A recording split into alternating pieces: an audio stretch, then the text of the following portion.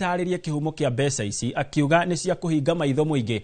Ani Ngige wa Nyamũ na riboti ĩno.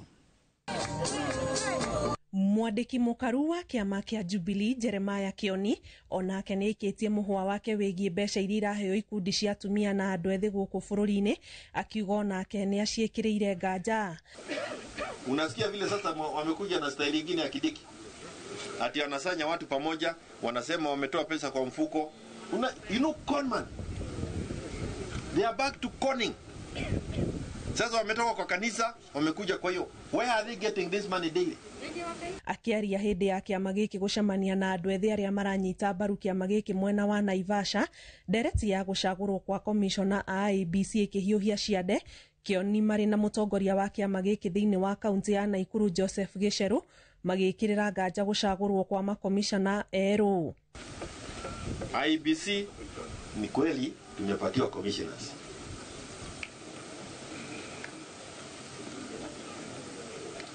Ruto has no intention of having a commission with us. Hataki uchaguzi, anaogopa.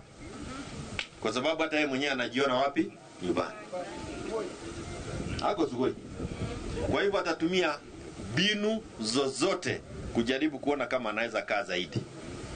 As we fight for IEBC commissioners, as we fight for many things within IEBC, remember, William Ruto does not want a commission. Mumeona wale wamechaguliwa kama makomishona wa IEBC. Wote watu wine tunasema ni watu wa Ruto. Sio ni mpango wa wizi.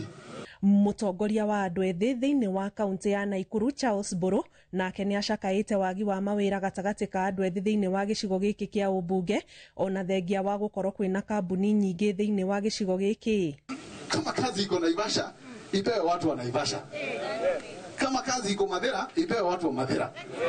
That one I think should be, it should sink to them. And I know you are the people with the message to take to them. Angalia kazi za management ya hizi mashamba zote za maua.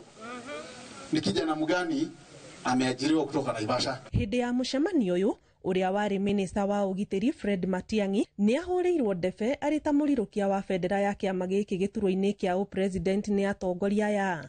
Ngĩribotera Inooro TV, njĩtagwo Ani Ngige.